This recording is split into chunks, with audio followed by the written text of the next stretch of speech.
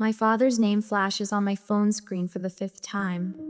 I watch it vibrate against my glass desk, the sleek surface a far cry from the scratched oak table where I did homework as a child. Outside my window, Chicago's skyline gleams in the afternoon sun. 15 stories up and 800 miles from the rancher home where I learned to make myself small. I hover my finger over ignore again. The leather chair creaks as I shift my weight. The phone falls silent. 3 seconds later, an email notification appears. From Lawrence Reynolds. Subject: Your sister needs you. Last chance.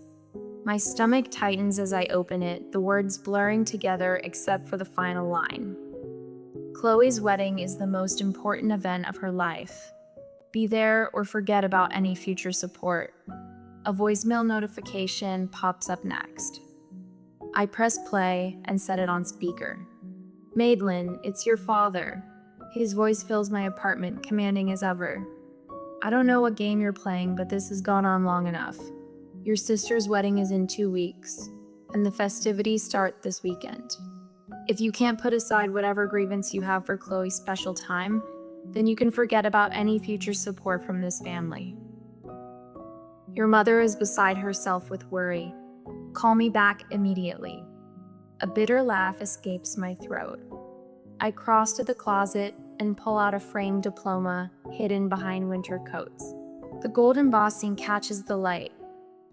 Madeline Ann Reynolds, Bachelor of Science in Data Science, summa cum laude.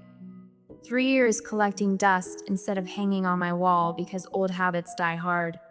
My phone buzzes with a text from my mother. Please call. Your father is getting impatient. I glance at the calendar on my desk.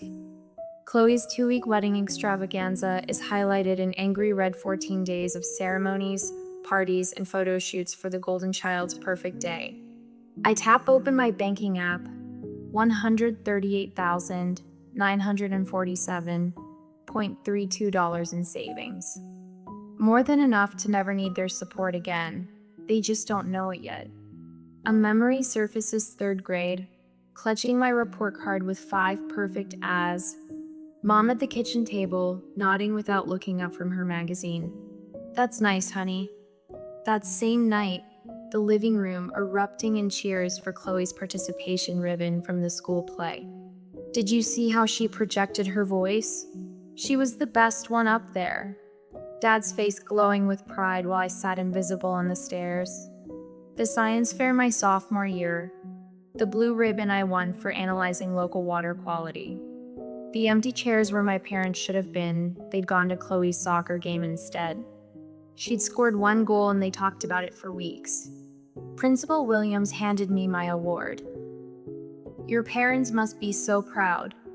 I nodded, the hollow feeling in my chest already familiar.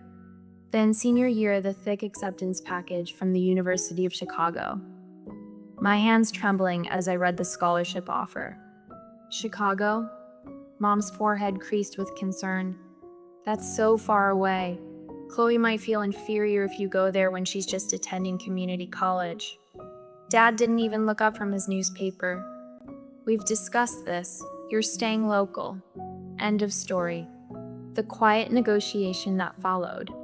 I could live in the dorms at State, just 20 minutes away. For quiet study, I'd argued. They agreed, believing I'd surrendered. 2 weeks later, I boarded a bus to Chicago with everything I owned in 2 suitcases, leaving a carefully crafted paper trail of community college registration and a fake dorm assignment. The calculated risk of my first real independence. Now I stand before my bathroom mirror, no longer the invisible daughter. My reflection shows someone they wouldn't recognize confident, successful, unburdened by the need for their approval. I return to my desk and trace my fingers over my name on the diploma. Madeline Ann Reynolds, product analyst, 6-figure salary, invisible no more. My laptop screen glows as I open the airline website. My fingers move decisively across the keyboard, booking a first-class ticket home. Time they finally see me, I whisper to my reflection in the darkened screen. I pack my designer luggage with precision, tucking the diploma between layers of clothes. A gentle smile spreads across my face as I imagine their expressions when they finally learn who I've become. Have you ever had to hide your success from those who should have celebrated it most? What would you do if your family only valued you when they needed something from you? My homecoming is about to teach them a lesson they never expected. The rental car crunches over familiar gravel. I park behind a florist's span unloading cascades of white roses. My childhood home has transformed into something from a bridal magazine, with ivory fabric swags draped across the porch railings. My mother opens the door before I knock. Her hair is colored a precise shade of honey blonde, not a strand out of place. Madeline, finally. Her hug feels like a performance, too stiff and too brief. Decided to support your sister, I see. Inside, the house smells of vanilla candles and fresh paint. Wedding planning has turned every surface into a staging area. My father emerges from his study, reading glasses perched on his nose. He doesn't hug me, just nods over a clipboard. Good, you're here. The programs need to be folded and these guest welcome bags assembled. He thrusts the clipboard into my hands. Chloe needs these done by 4. I just walked in the door, Dad. And now you have something useful to do. Chloe appears at the top of the stairs, phone pressed to her ear. No, I specifically said cascading arrangement, not gathered. This is literally ruining everything. She spots me and holds up one finger in the universal sign for wait. Do you understand this is the most important day of my life? When she finally descends, she air kisses near my cheek. Mad, thank God. The caterer's threatening to quit, and Mom is useless with the seating chart. Nice to see you too, Chloe. Elliot's planning this surprise for the reception, and I need to make sure it coordinates with everything else. Elliot? I set down my bag. Her fiancé, my mother supplies. You'll meet him at dinner. He's absolutely wonderful. Such a brilliant investor. Crypto millionaire, Chloe corrects with obvious pride. Elliot Brady arrives at precisely 6:30, carrying an expensive bottle of wine and wearing a smile that doesn't quite reach his eyes. He's taller than I expected, with the kind of clean-cut handsomeness that belongs in commercials for luxury watches. The mysterious sister finally appears. He grips my hand too firmly. Chloe said you were some kind of computer genius hiding away in the big city. Product analyst, I correct. Sounds intense. He winks. I've got some friends developing an AI trading platform, revolutionary stuff. We should talk shop sometime. During dinner, Elliot dominates with tales of crypto investments and exclusive opportunities. My father hangs on every word. So which exchanges do you primarily trade on, I ask, during a rare pause. Elliot's smile freezes momentarily. Oh, a mix. Mostly private platforms, exclusive access through my network. Fascinating. And your company's based where? We're decentralized, he replies smoothly. The beauty of blockchain, right? I've got partners in Singapore, Zurich, Dubai. My father shoots me a warning look. Madeline, not everyone wants to discuss business at dinner. Later, searching for wedding programs in my father's study, I stumble across refinancing paperwork for the house, dated 3 weeks ago. The property I grew up in, which had been nearly paid off, now carries a sizable new mortgage. Voices drift from the adjacent dining room. Lawrence, are you sure about this second mortgage? My mother's worried tone freezes me in place. That's everything from my inheritance, too. Helen, Elliot has guaranteed 20% returns minimum. But $115,000 is... You wouldn't understand investments like these. My father cuts her off. This is what building real wealth looks like. I lean against the wall, my analyst brain calculating risk factors. Second mortgage, family savings, inheritance, all flowing toward Elliot's vague investment opportunity. He's a fraud. Aunt Helen's voice is barely above a whisper as we stand in the back garden, supposedly admiring her contributions to the wedding flowers. You see it too? I ask. She nods, her gray eyes so similar to mine sharp with concern. Your father won't listen to me. Started talking about how I've always been jealous of his success.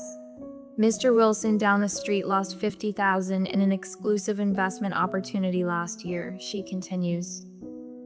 Sounded awfully familiar when I heard about Elliot's proposals. Madeline? A familiar voice calls from the fence line. Mr. Thomas, my old science teacher, waves. I've been following your career. That Chicago data science program you attended is one of the best in the country. I freeze. How did you... Unlike your parents, some of us actually pay attention. Aunt Helen pats my hand. For the first time since arriving, I feel seen. Dad, Mom, I think we need to talk about Elliot. We're in the living room that evening. What about him? My father doesn't look up from his newspaper. I've noticed some inconsistencies in his business claims. The way he describes his investments doesn't align with how crypto markets actually function. My mother sighs dramatically. Honestly, Madeline, you've always been jealous of your sister's happiness. This isn't about jealousy. His investment claims don't make mathematical sense. My father finally looks at me, his expression hardening. You don't understand business at this level, Madeline. Not everything fits into your little spreadsheets. The front door opens, and Chloe enters with Elliot. She immediately senses the tension. What's going on? Your sister has concerns about Elliot's business. Chloe's face crumples. Are you serious? You show up after 3 years and immediately try to ruin the only good thing in my life? Elliot places a protective arm around her. It's okay, babe. Some people just don't understand innovation. I look at their faces defensive, dismissive, deluded, and realize I've miscalculated. They don't want the truth. They want the comfortable fiction that makes Chloe special and Elliot a prince. The invisible daughter sees everything, but no one wants to look. When you see loved ones heading for disaster, how far should you go to protect them from themselves? Would you risk further rejection to save family who never appreciated you? I tuck myself into the corner booth at Rosie's coffee shop, the same spot where I studied calculus during high school. The vinyl seat squeaks beneath me, familiar yet foreign now. My laptop screen glows with open tabs, business registries, investment forums, social media profiles. 3 previous identities stare back at me. Ethan Lewis, Edward Lambert, Elliot Lawson. Now Elliot Lawrence. My finger traces the pattern on the screen. Same man, different names. Same charming smile, different victims. I sip my black coffee, its bitterness matching the taste in my mouth as I connect unmistakable dots. Need a refill, hon?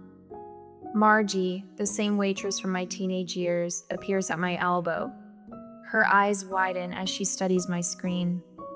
My cousin lost everything to a man who looked just like that. Called himself Edward something. My stomach tightens. Lambert? That's it. She sets the coffee pot down. Investment scheme. Left town right before the wedding. Broke her heart and emptied her savings. I pull up another browser window. Margie, would she talk to me? A woman in her 50s sits across from me 2 hours later, hands trembling around her mug. I thought I was special, Karen whispers. He made me feel chosen. My sister thinks the same thing. Karen slides a folder across the table. Pictures, bank statements, police reports that went nowhere. Her jaw tightens. He disappeared 3 days before our wedding, along with $60,000 and my mother's heirloom ring. The photographs confirm what I already know. The account statements showed transfers to untraceable offshore accounts. The police reports detail 3 other victims with similar stories in 3 different states. I thank Karen and pack up my evidence. The wedding is 5 days away. The knot in my stomach tightens. Where have you been? Mother's voice cuts through the hallway as I step inside. The flower arrangements need checking, and Chloe's having a meltdown about the place cards. I glance at my watch, barely past noon. I was researching something important. More important than your sister's wedding? She thrusts the checklist into my hands. Your father noticed your attitude problem. He says you've barely helped at all. A familiar weight settles on my shoulders. The invisible daughter, now visible only for criticism. I find Chloe in the dining room, surrounded by sample table settings and crumpled tissues. The calligrapher messed up the font. She glares at me through mascara-smudged eyes. Where were you? I've been texting for hours. I check my phone. 3 texts, the first sent 40 minutes ago. You've always done this. Chloe sniffles dramatically, disappearing when you're needed, then showing up to overshadow me. The accusation lands with practiced precision. For 23 years, my existence has somehow both fallen short and been too much. I'm trying to help you, Chloe. By avoiding wedding preparations, by questioning Elliot's business. Her voice rises. You can't stand that I found someone amazing while you're alone in Chicago doing whatever boring job pays your bills. I bite back the truth about my boring job that pays twice what she's ever earned. Instead, I pick up a place card and examine the allegedly wrong font. I can call the calligrapher, I offer. Dad already did. Chloe dabs her eyes. At least he supports me. The living room falls silent as I finish presenting my evidence. Printed screenshots, bank records, police reports, and Karen's signed statement is spread across the coffee table. My parents sit stunned on the sofa. Chloe perches on the armchair, face pale. Elliot stands by the fireplace, his expression carefully composed. This is clearly a case of mistaken identity. His smile doesn't reach his eyes. I have a common face. People mix me up all the time. 3 different women in 3 different states. I keep my voice steady. All with the same experience of a man who matched your description, used names similar to yours, and disappeared with their money right before the wedding. Madeline. My father's voice carries a warning. This is absurd. Dad, look at the pictures. I pushed a photo toward him. Look at the timeline, look at the pattern. I've never seen this woman in my life, Elliot insists, gesturing at Karen's statement. Chloe jumps to her feet. I can't believe you'd go this far to ruin my happiness. Tears stream down her face. You've always been jealous of me. Jealous? The word catches me off guard. I'm trying to protect you. By ambushing my fiancé with these fabrications. Chloe snatches the papers from the table, crumpling them in her fist. Chloe, I reach for her arm. The second mortgage, your retirement fund, Mom's inheritance, it's all gone to his investment opportunity. Don't you see the pattern? That's enough. My father stands, face flushed. You need to leave this house right now.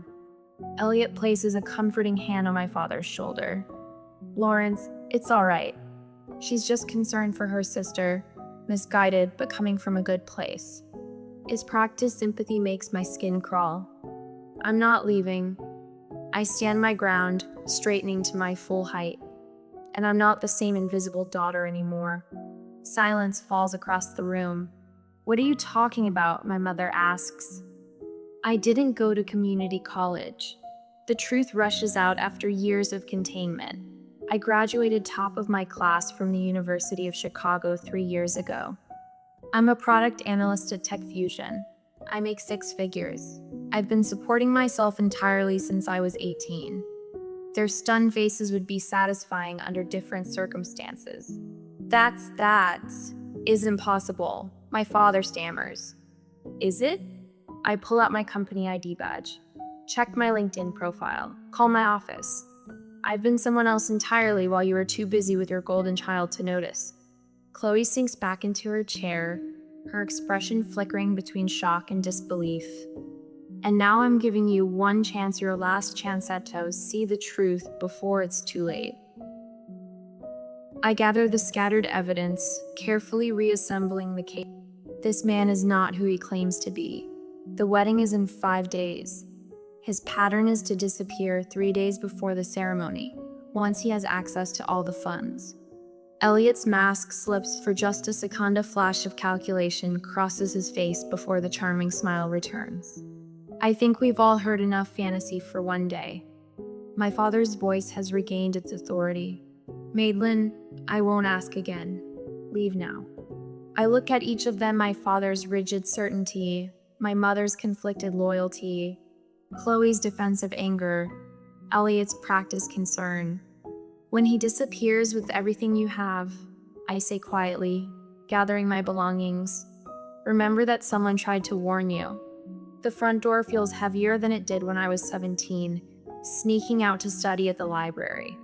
This time, I'm not hiding who I am. This time, I'm walking away with the truth they refuse to see. Have you ever had to stand alone with the truth while everyone you loved chose comfortable lies? What would you do if you were me? Walk away, or fight harder for a family that refused to listen?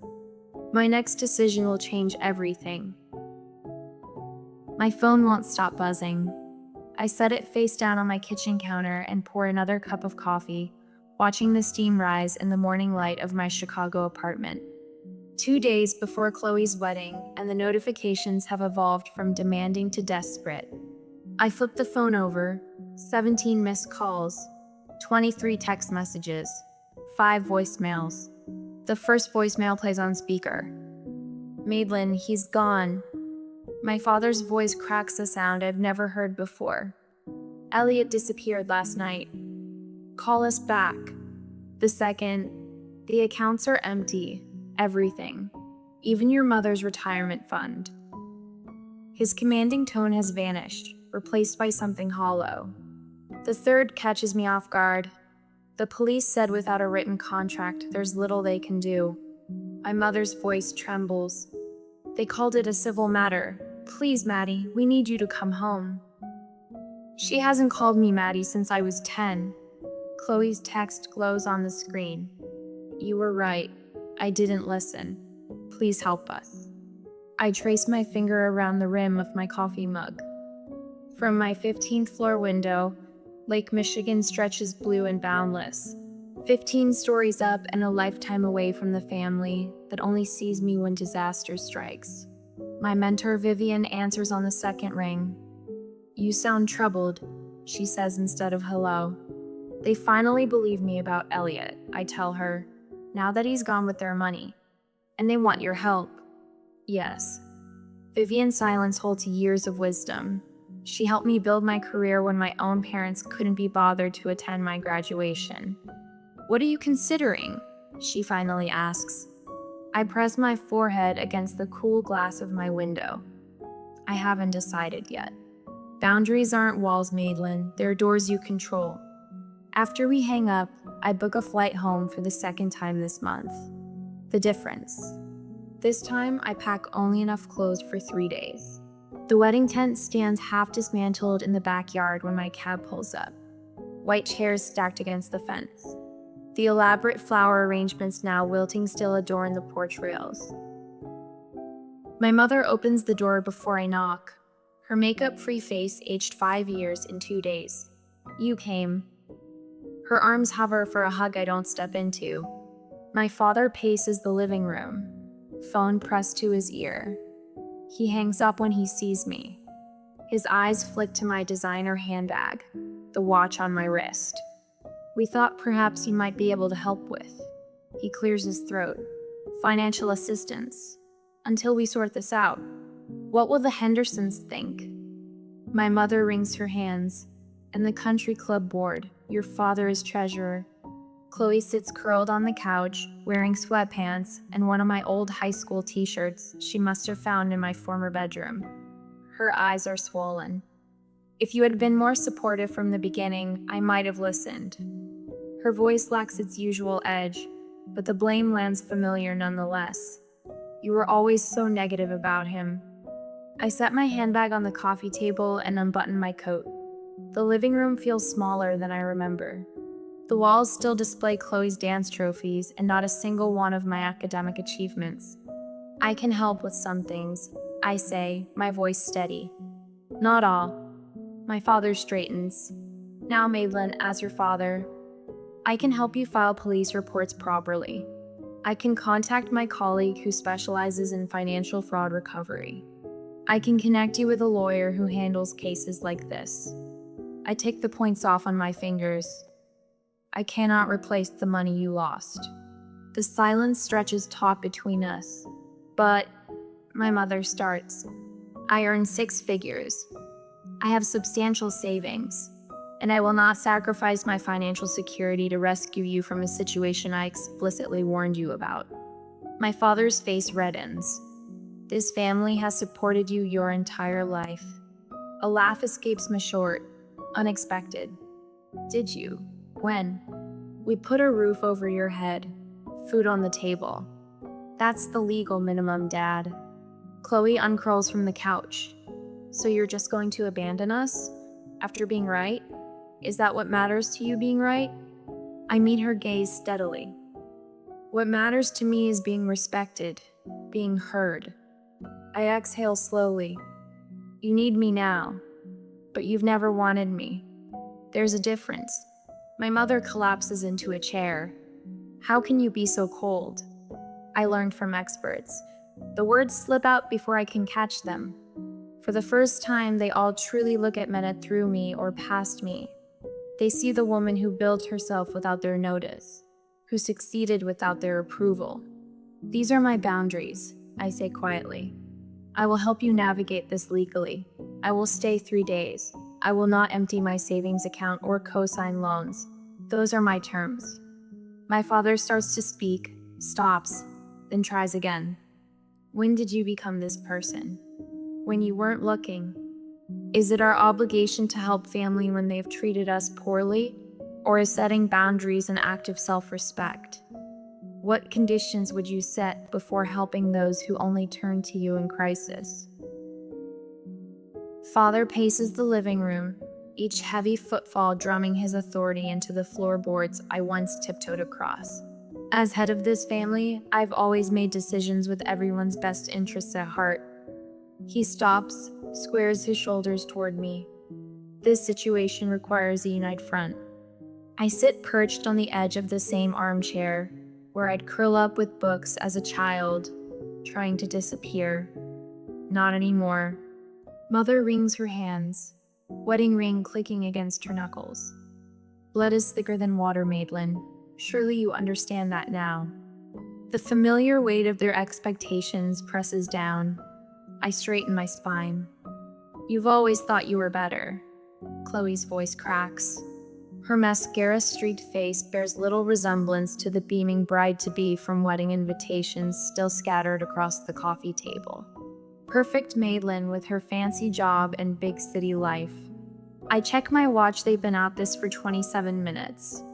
The coordinated pressure, the guilt, the attempt to make me fold like the paper dolls Chloe and I once played with. She got the pretty dresses, I got the torn scraps. When I was 8, I say, voice steady, I won the district spelling bee. You told me you couldn't come because Dad had an important meeting. Father's mouth opens. I raise my hand. I saw you both at Friendly's afterward, with Chloe, celebrating her participation ribbon from field day. The silence hangs thick as summer heat. 10th grade. My science project on agricultural runoff won state recognition. The ceremony was the same night as Chloe's choir concert, where she sang in the back row. You chose the concert. Mother's gaze drops to her lap. My high school graduation you left immediately after because Chloe had a date to prom and needed help with her hair. The grandfather clock ticks in the corner, marking seconds of uncomfortable truth. Christmas 2020. I got you each thoughtful gifts based on conversations we'd had that year. You gave me a generic gift card with the wrong name on it. The front door opens with a familiar creak. Aunt Helen stands framed in the doorway, clutching her purse like a shield. I saw it all. Her voice wavers but holds. Every recital you missed, every achievement you downplayed. I watched this child wilt while you fawned over her sister. Father's face flushes crimson. This is family business, Helen. I am family, my aunt says. Someone in this room needs to acknowledge what happened in this house. I rise from the chair, my full height suddenly apparent in this room where I spent so many years trying to shrink myself. I'll help with the house. My voice fills the space I never claimed before. I'll cover the second mortgage. I'll arrange for the credit card debt to be consolidated. Their faces flash with relief, quickly hidden. But I won't help with your reputation. I won't pretend Chloe wasn't scammed by a man any decent background check would have flagged. I won't lie to the neighbors about where the money went. I meet each of their eyes in turn. I won't attend any community functions where you parade me around as the dutiful daughter who swooped in to save the day. Father's jaw clenches. You don't get to dictate terms in my house. I do when I'm the one with the means to save it. The words taste unfamiliar, powerful, certain. My assistance comes with legal protections for me. The money will be handled through formal channels with documentation. You won't have direct access to any funds. Think of it as a business transaction, not a family bailout. Mother's eyes widen. We're not some charity case, Maylin. No, you're not. Charity doesn't come with requirements. This does. From my briefcase, I withdraw 3 copies of a document my lawyer prepared. The paper makes a crisp sound as I place them on the coffee table. This outlines the terms of my financial assistance. One-time solution, not an ongoing relationship. I'll transfer the funds to pay off the second mortgage directly to the bank. The credit card consolidation will go through a financial advisor I've selected. This is ridiculous. Father blusters, but his eyes track the papers. Second page is an acknowledgement. I tap the document. It states that for years, you consistently favored one child over the other, creating an environment of emotional neglect. Mother gasps. We would never sign such a thing. Then I'll leave, and you can explain to the bank why you can't make next month's payment. The room falls quiet except for Chloe's ragged breathing. Father reaches for his reading glasses with shaking hands. You've become hard. I've become honest. I remain standing. The world didn't break me, neither did you, but I won't pretend anymore. He reads silently, pen hovering above the signature line. His hand trembles. Your mother and I did our best. Your best was deeply unequal. The words emerge without anger, just truth. 10 minutes later, all 3 signatures mark the page. I text my financial advisor to proceed with the arrangements we discussed. I pull out my phone and make a call. Miss Winters, we're proceeding with Plan A. Yes, the full arrangement. I listen briefly. Thank you. The documentation has been signed. You'll receive copies within the hour. I turn to my family. Rachel Winters is a certified financial advisor who specializes in family debt restructuring. She'll contact you tomorrow to begin the process. Everything will go through her, not me. Father opens his mouth to object. This isn't negotiable, I say. She'll ensure the mortgage gets paid and creditors are handled properly. The money never touches your accounts directly. I gather my things without rush or ceremony. No tearful embraces, no promises to call soon. I hope you find peace with your choices. I straighten my jacket, check that I have everything. Aunt Helen follows me onto the porch. Will you be all right? The afternoon sun warms my face as I look at the street where I once waited for a school bus, dreaming of escape. I already am. I walk to my rental car, back straight, steps measured. The rearview mirror shows the house growing smaller, but I don't look back. Some bridges can't be rebuilt. Some shouldn't be. Sunlight streams through the bay windows of my home office, casting golden rectangles across the maple desk where I've arranged my life in neat, purposeful rows. My Chicago apartment is gone traded for this craftsman bungalow with its solid bones and history. 1 year since I walked away from the Reynolds family drama.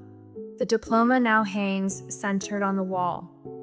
Madeline Ann Reynolds, Bachelor of Science in Data Science, summa cum laude. No longer hidden behind winter coats, no longer a secret. My laptop chimes with an incoming video call from Layla, the third student in my mentorship program for first-generation college women. Her face appears, bright with news about a scholarship interview. "I used that preparation technique you taught me," she says, tucking her dark hair behind her ear. When they asked why I deserved it more than others, I didn't apologize or minimize. I told them exactly what I'd accomplished with it. And I lean forward. Her smile breaks wide. "They called an hour ago. I got it." "You earned it," I correct her gently. "There's a difference." After the call, I step into my backyard garden.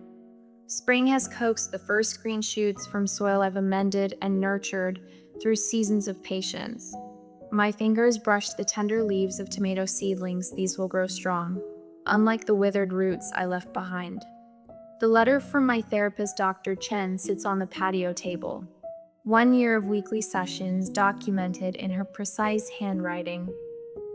Patient demonstrates significant progress in establishing healthy boundaries and recognizing her inherent value, separate from family validation. Wednesday afternoons still belong to the community center where I teach financial literacy to young women. Last week, Tanya, quick-witted 17-year-old with a spark that reminds me of myself, spotted the warning signs in a pyramid scheme targeting her mother. "I showed her the numbers don't add up," she told me, pride straightening her spine. My phone buzzes with Aunt Helen's monthly update. I scan the text. Dad and Mom still struggling to refinance the house. Chloe working part-time at the local bank, attending therapy twice a month. No mention of attempts to contact me directly. The boundary holds firm on both sides. The garden timer chimes. Time to prepare for tonight. The community center auditorium fills with steady applause as I walk toward the podium. The mentorship program I founded has been recognized for its impact on first-generation college students. The award feels substantial in my hands, glass and metal catching the light, solid and real. I scan the crowd as I speak. No empty chairs where parents should sit. Instead, Dr. Chen nods encouragingly from the third row. My neighbor Mrs. Grayson, who brings me heirloom tomato seedlings, beams with unrestrained pride. Colleagues from work who value my analytical mind for exactly what it is. Friends who ask how I'm doing and actually wait for the answer. When I started this program, I tell the audience, I thought I was helping others find what I never had. What I discovered instead was that worth doesn't come from external validation. It grows from within, when we truly see ourselves. Back home, I open my laptop to finalize details for the Reynolds Visibility Scholarship for academically accomplished students whose achievements have been overlooked. The essay question reads, describe a time your contributions went unrecognized and how you maintained your sense of value.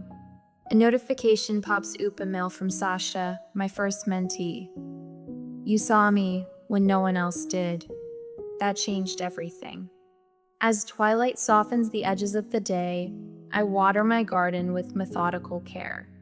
The tomato plants stand alongside peppers, zucchini, and herbs, each one chosen, planted, and tended by hands that know their own strength. The rustle of leaves in the evening breeze sounds like whispered approval. I touch the stem of a rose bush I pruned severely last fall. It's sprouting new growth, stronger than before. Some things grow stronger when cut back, I whisper, a smile tugging at my lips as I survey the life I've built, thriving, rooted, and finally, completely visible.